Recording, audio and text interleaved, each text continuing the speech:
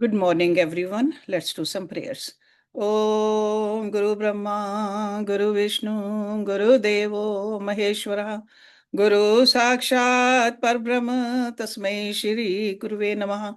Om Bhur Bhuvaswaha, Tatsavitruvarenyam, Bhargo Devasya Dhimahi, Dhiyo Yo Nah Prachodayat, Astoma Sadgamya, Tamsoma Jyotirgamya, मृत्योर्मृतं गम्य ओम सहनावतु सहनौ भुनक्तु सवीर्यं करवावहि तेजस्विनावधीतमस्तु मा विद्विषावहि ओम शांति शांति Shanti Om. Chapter number 3, Vibhuti Pad, and we are learning what happens to a yogi's mind when yogi is controlling this mind, concentrating and reaching the samadhi. Especially when a yogi does the sanyam on certain parts of this prakriti. So sanyam is dharana, dhyan and samadhi on one particular object. So chapter 3, verse number 18. Sanskar sakshat karnat purav jati jnanam. Purav jati, that means the knowledge of the previous worth. Sanskar is the impressions. Sakshat karnat, by direct perception. Sakshat, direct. Purav means previous, jati means birth, jnana means knowledge. So by direct perception of the impressions, knowledge of previous births arise. So that means the sanyam of a person's mental impressions. Because all our past lives, they have been imprinted on our chit. That's where the sanskars are. Sanskars are of two types actually, memory and vasanas. Memory. In English, we call it a subconscious mind. And vasana, we are unconscious about it. So subconscious and unconscious. When in memory, the sanskars are arranged in a definite order. And then when in the unconscious, they are not so arranged. So in memory, we can put things properly because we are still familiar with it. But our vasanas, there could be a big jungle of it. So the sanskars which are giving rise to the fruits or effects are stored in the form of prarabdha. So by practicing sanyam on the impressions that can be seen during the deeper stages of consciousness, the subconscious as well as the unconscious can be probed. Because this is whether it's a subconscious or unconscious, it is stored in us. So by practicing sanyam on these sanskars, the yogi can have access to the past births. But in order to reach there, tremendous amount of practice. Because normally we want to see only what we can see with our physical eyes. When a yogi is free from all instincts, all desires, only then a yogi can see directly, independent of memory and of feelings of joy or sorrow. So actually he sees his past lineage or even future status also. Yogi can see where he will end up also. Everything is crystal clear to this kind of a practitioner. So verse number 19.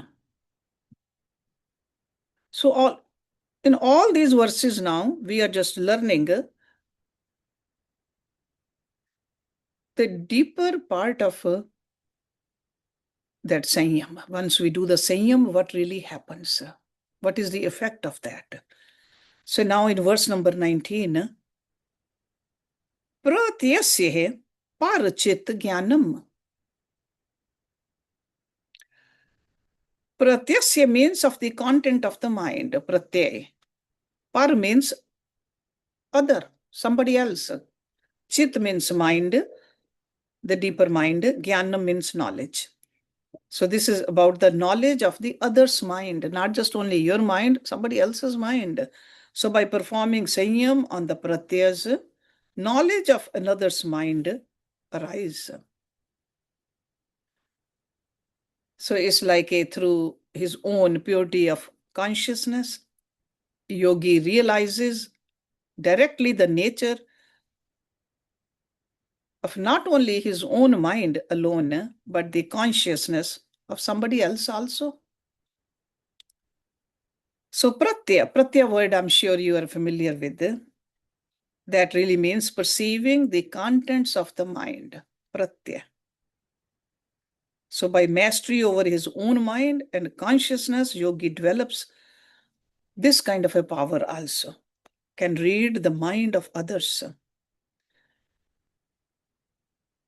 So this kind of a connection can take place in two individuals only when the objective perception of the personality is clearly acquired. So then he says in the verse number 20, Na cha tat salambnam tasya avishay bhut tvat. Na means not, cha means and, tat means that, salambnam with support. Tasya means it's, avishay bhut tvat, because of not being the subject of sanyam. So the knowledge of that is not gained with the support of the mental image, because that is not the object of the sanyam. So this is in connection with the previous verse. The knowledge of others' minds, which is gained through sanyam, does not include the mental image of that mind, because it is of a general nature. The different contents of that mind are not the object of sanyam. If you are aware of particular image or pratyaya prevailing in others' minds, then you can have the knowledge of that mind. But the thought cannot be read only generally. You cannot know any particular thought in that mind. Only the nature of the thoughts can be known. So the pratyaya is of a general nature. For example, you can know greed, that is general, or rag, dvesh, etc. There are two stages. In the first stage, there is a general thought reading, and in the second stage, there can be a particular thought reading. When we look at a particular person through sanyam over his mind, we know in a general way which vritti. For example, hate, anger, love, passion, fear, anxiety, how they are arising in that person's mind. And it is done through understanding the pratyaya. So it's not reading the face. Normally, we like to read somebody's face.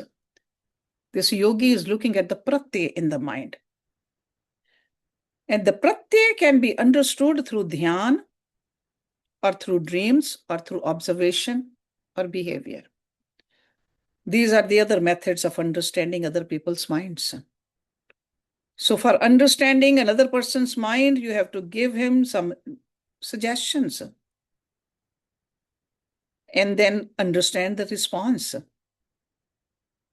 And then after you have been able to do sanyam on the response, you know the general nature of his mind. Then you can start with particular thought working in his mind. You might have to give some symbols, ask him to work with them. And that really creates a connection between your mind and his mind.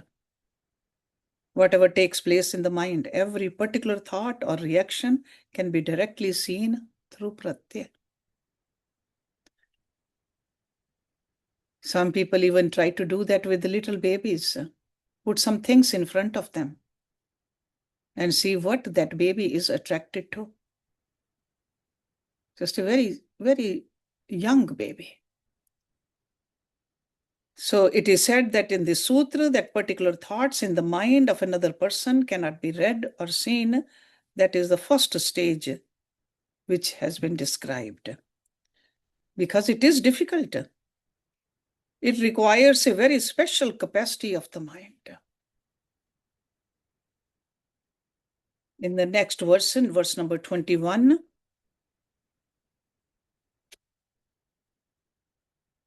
Kaya Roop Sanyamat Tad Grahe Shakti Satambhe Chakshu Prakash Asambryoge Antardhyanam.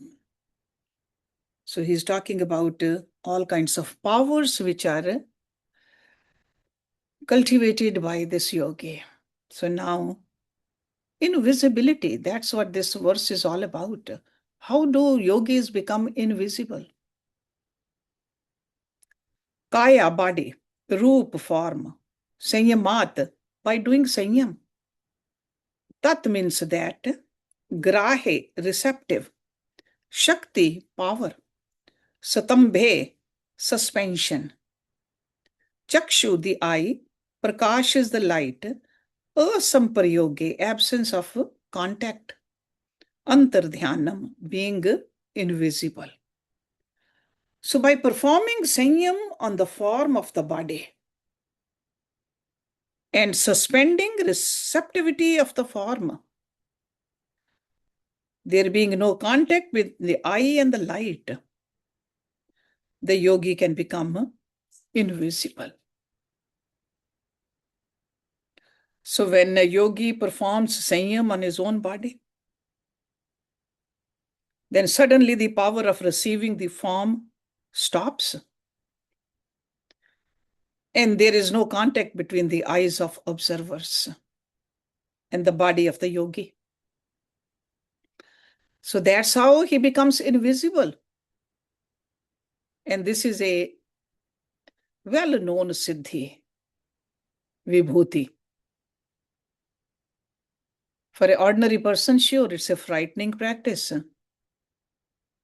When a form dissolves before our eyes, it is as frightening as the coming of death. That person was here and now we cannot see the person. Or an object becomes visible when the light rays reflected from the surface enter the eye of an observer. So if the light is stopped by the power of sanyam, then a person can become invisible. We are all familiar with the 5 tanmatras, or the subtle forms of elements. So this one is called the Roop Tanmatra.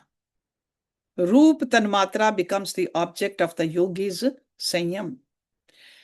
And the same thing can be used for the other Tanmatras also. So in this Roop Tanmatra, the yogi practices sanyam on his body with a mirror first. Then there's a suspension of the power of receiving roop or form.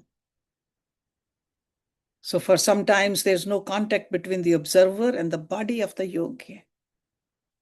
So the physical body first becomes invisible to the yogi himself. So that's how they practice it. And afterwards, through practice, it becomes invisible to others also. And the reason is that there's no connection between the object and the observer. So that means that connection has been severed. So this involves meditation on the physical form as seen in the mirror. And continuation of this in the next verse, he says, Eten Shabd Adi Antardhyanam Uktam. Eten, by this. So this kind of a practice. Shabd Adi, sound and others. So that means the other tanmatras. Antardhyanam, disappearance. Uktam said. So disappearance of the other tanmatras. So by what has been said, the disappearance of sound and other tanmatras can be understood or explained. So by practicing Sanyam on your own form, you can make yourself invisible. So now he's saying in the same matter, by performing Sanyam on sound, touch, taste, because those are the other tanmatras. Those faculties can be made to disappear.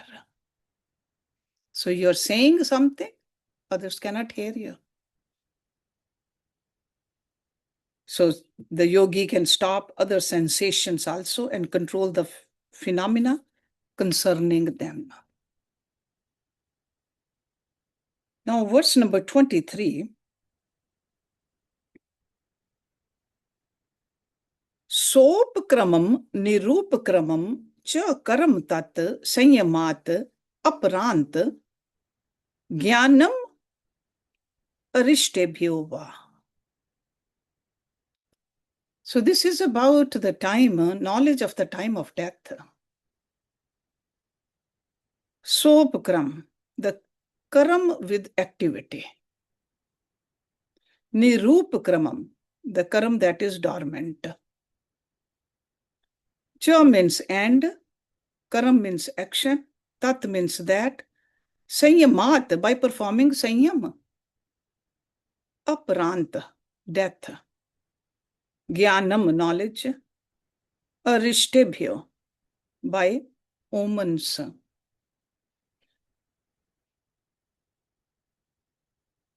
Va means or.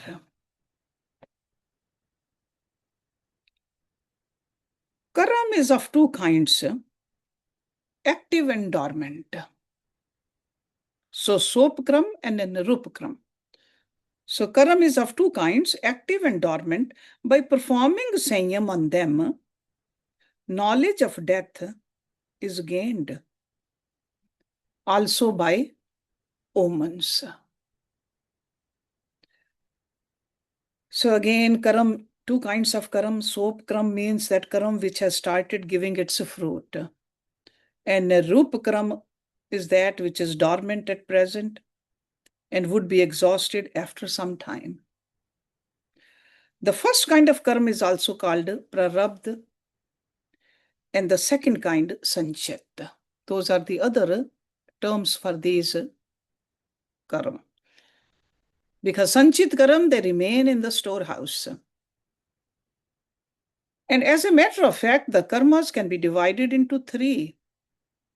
But in this sutra, he is just talking about only two.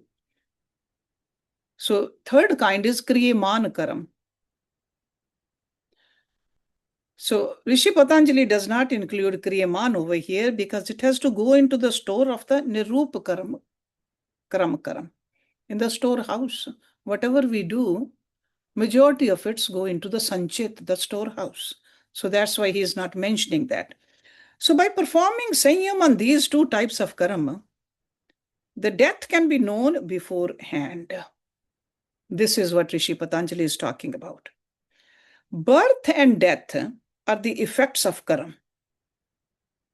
And if we can do sanyam on karma, we can know when there will be death. There have been many such cases in history. There's also another way of knowing the time of death, Rishi Patanjali says in this sutra, which is called arishta. By knowing the arishta, people can know death in advance. They say even months in advance they can tell. It's a very common thing, actually. We read about it in the scriptures. There are certain symptoms, such as not being able to look at the nose, not seeing the left ear when you look at the shadow, not seeing the shadow at all. These are some of the omens. And these are called arishta. And these are also studied under Chaya Yoga or Swar Yoga. These are like a different way of knowing. So, knowing death beforehand. And this is what he's talking about in this particular verse. So, but the main topic over here is Sanyam, like how to control your mind and how to know the future also. Through the mind, through some other means. So, verse number 24. Maitri Adishu Balane. So, Maitri Adishu. Maitri means friendliness. Adishu means etc. Balani means powers. By performing Sanyam on friendliness, etc., there can those particular powers can be attained. So, Sanyam. See, power is the strength. And if you remember in the first chapter, when he used the word Maitre, what were the other three? So when he says Adi, Adi means etc. Maitri, Karuna, Mudita, Upeksha. That's what the Adis are. So friendliness, compassion, happiness, and indifference. These are the four tendencies that a yogi has to cultivate. Over there in the first chapter, he told us if you cultivate these qualities, you can control your mind. Because if we don't control these, that's how our mind becomes out of our control. So first chapter, when Sanyam is performed on these four tendencies, now he's telling us you can cultivate powers also. Not just only the peacefulness of the mind, control of the mind, but powers also, but only after Sanyam. So different kinds of powers are developed by practicing Sanyam on each one of these four tendencies. Maitri, Karuna, Mudita, Upeksha. We know that a yogi who perfects friendliness, compassion, etc., who regards things impartially without being involved, that is Upeksha, will keep his chit free of desire. Desires go away. Anger, greed, lust, pride, envy. All those enemies they have been conquered by this yogi. With his mind cleansed of such weaknesses, he spreads not just only the happiness, but the peace around him. His peacefulness of the mind creates a graceful disposition of heart. And that itself is a power. And that's what he's talking about, balane, the bal, development of power. Ordinary people, they fritter away their vital energy through unnecessary competition, jealousy, fear, anger, pride, etc. A person who's on this path understands it, that I don't want to let go of my energy. The energy is given to me to reach to the higher states. So this is what yogi does. Maitri, Karuna, Mudita, Upeksha. And once we have that, Sanyam on that, we can definitely gain some powers. Verse number 25. Baleshu hastihi bal adine. Baleshu, by Sanyam on the powers. Hasti means elephant. Bal means strength. Adini means etc. So by Sanyam on the strength of an elephant, etc., the corresponding strength is developed. So the yogi may acquire the strength and grace of an elephant. If he wishes, he can develop his power, become very strong, the most graceful of the graceful, or the swiftest of the swift, by doing this kind of a sanyam. And the scriptures are full of stories like that, where yogis use these powers to help others with this kind of a strength. So a person can make anything. a person, an animal, or an event the object of his sanyam, actually. When strong animals like the elephant, lion, or tigers are made the object for practicing sanyam, the strength of that animal can be acquired. So that's why he said, Hasti bal adine. It could be any other animal. The strength of these animals is to be meditated upon while doing sanyam. Then the same strength can be developed in the student of yoga or a practitioner. If he does sanyam on the mental alertness of a tiger, he can develop that mental alertness in himself. So the same way, if the sanyam is practiced on the agility of a tiger, that agility can be developed by the yogi in himself. So whenever that etc. word adi is, so that really includes a lot of other powers also. So that's why the pictures we have in our homes or what we see on the computer also, it does have an effect on our mind. We tend to become like what we think about. So heroes, the ideals should be chosen very carefully because we are concentrating. Sometimes we are concentrating on these things consciously, sometimes unconsciously also. So we got to look at it. Is it good for us? Is it taking me towards the right place, or is it dragging me down? Some negative images which we see. Verse number 26. Pravriti alok न्यासात सूक्ष्म व्यवहित विप्रकृष्टः ज्ञानम. Pravriti means moving onward or progress. Pravriti. See, there's a pravriti, nivriti. Nivriti is opposite of that. So over here, he's talking about pravriti. Alok. Alok means light. Nyasat, by projecting, applying. Suksham, subtle, fine. Vyavhit. Vyavhit means hidden, concealed.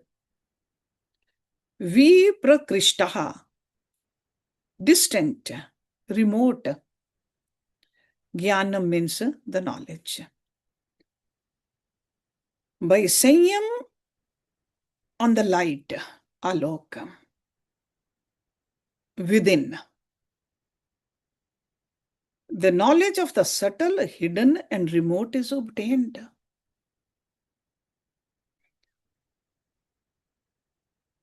So that is your own light.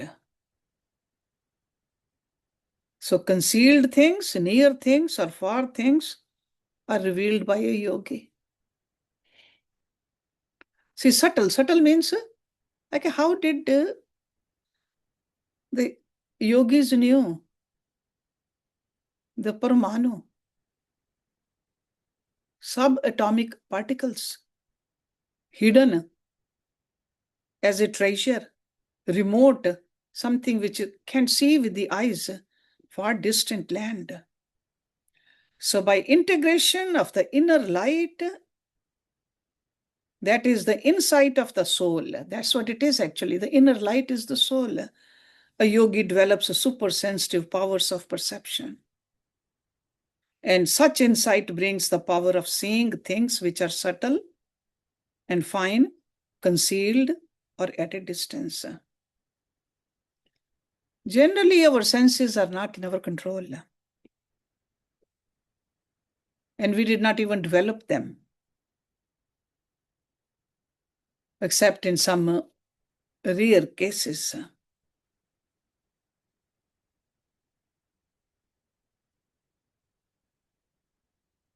You remember in the first chapter also, there was a word Vishok. The faculty called Vishok can be developed in the mind, he said. The mind can also develop a superphysical faculty, which is called Jyotishmati Pravriti. That is like an illuminating faculty. But in this sutra, the word pravriti is used to indicate that faculty. By developing this illuminating faculty in the mind. And this faculty is capable of penetrating anywhere. Yogi can see hidden, obscure, or distant objects. When the illuminating faculty is directed towards a person or an object which is missing, it can immediately be known where that person or thing is. The treasures which are buried underground or objects which are very distant can be directly observed. Or even the subtle things, atoms, subatoms, or individual cells of the body can be observed. So there are methods of practicing this. And one of the Vedic method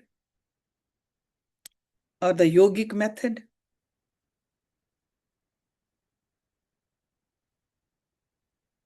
it's like a meditation, sanyam. That's what he's talking about. So it's necessary for the person to have developed the superphysical faculty called Jyotishmati Pravriti. That is a technical term he's using over here. Pravriti, Alok, the light. So through that light, you can send that light anywhere and find those subtle or the hidden or the far distant things.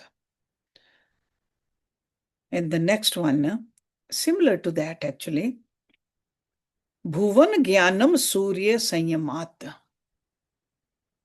So knowledge of the solar system. With these physical eyes, we cannot see the solar system. We need something. So yogi can, without any instrument, can see the solar system. Bhuvan, solar system. Gyanam, knowledge. Surya, on the sun. Sanyamat, by performing sanyam. Knowledge of the solar system is gained by performing sanyam on the sun.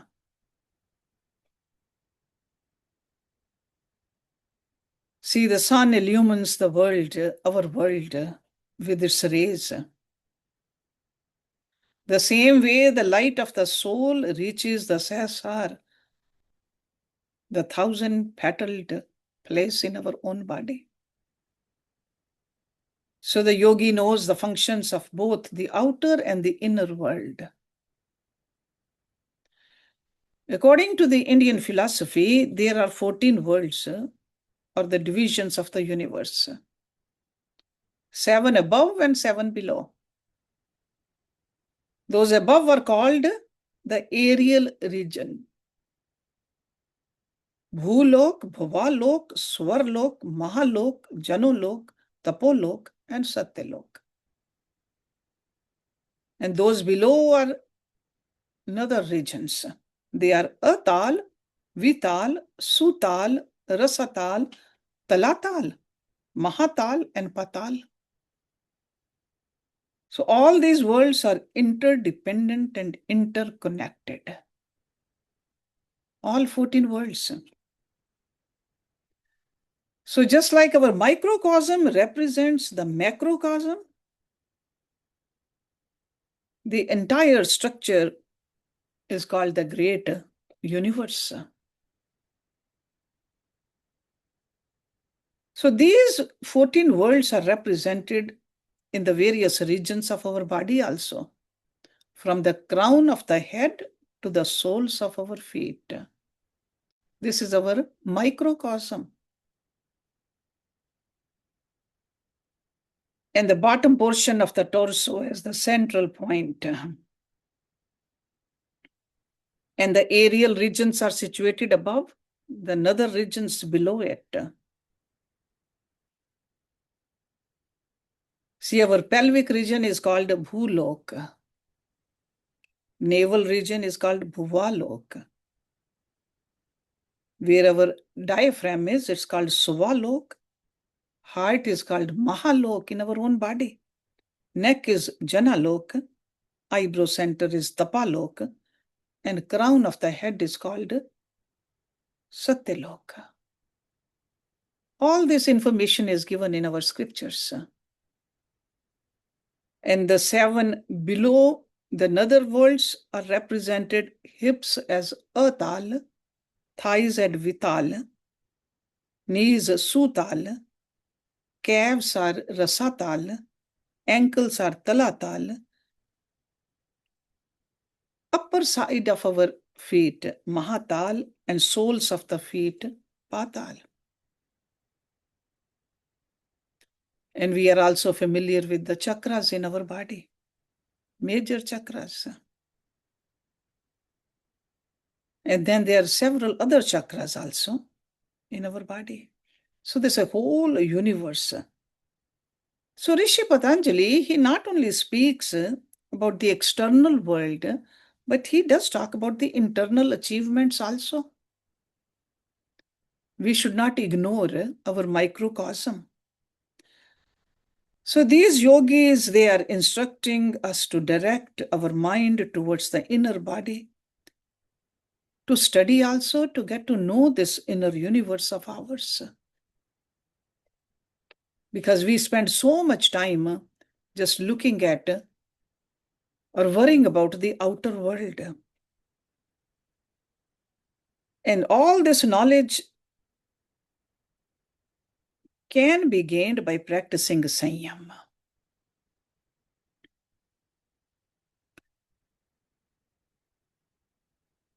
This word sun, we use it quite often. Sun. It could mean a Surya Nadi, or it could mean the physical sun. The rishis were able to calculate various astronomical facts just by concentrating on the sun. They could arrive at their astonishing discoveries by just the development of the mind through Sanyam. Without any instruments, outer instruments. And their calculation is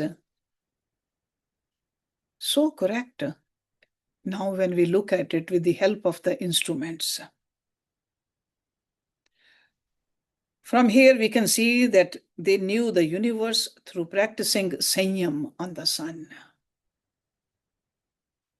And when you try to perform Sanyam on the physical sun or the mental image of the sun, then gradually, in the deepest state of Ekagrat, the concentration, you are able to locate the microcosmic sun within you. When you're able to do this, then certainly you will know everything about the structure and arrangement of the universe, as well as the laws underlying these structures. In the same way, he says, you can do Sanyam on the moon also, not just the sun alone, the moon too. Chandre Tara Vyuh Jnanam. Knowledge of the stars through the moon. Chandre means moon. Tara means stars. Vyuh means arrangement. Jnanam means knowledge. So by performing Sanyam on the moon, knowledge about the position of the stars is gained. During the daytime, we look at the sun. At night, we see the moon out there. And in our body, the moon refers to the mind. The brain is equated with the moon, which cools the solar system. The lunar plexus maintains a steady, constant temperature in the body. Controls and directs our parasympathetic system, regulates the functioning of the central nervous system. In the outer world, the galaxies of stars stand for galaxies at night which we see. All the twinkling, shining which we see in this world.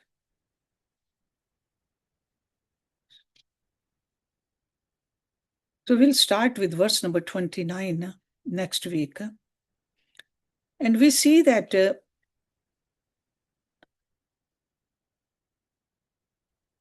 these yogis, through Sanyam, how much they understood, not just only the physical body, but this macro body also, the whole universe.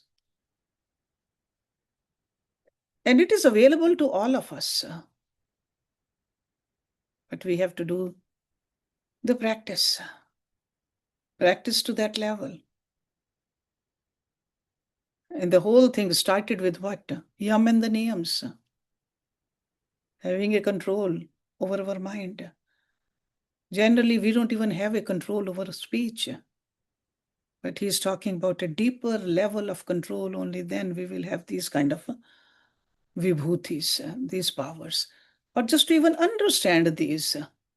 Because normally our mind just likes to doubt it. But if we start practicing even at a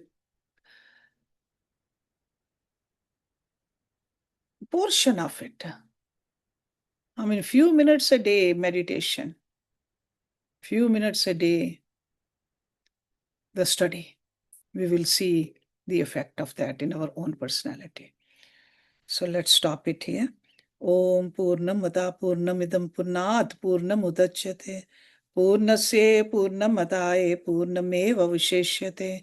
Om Shanti Shanti Shanti. Thank you very much.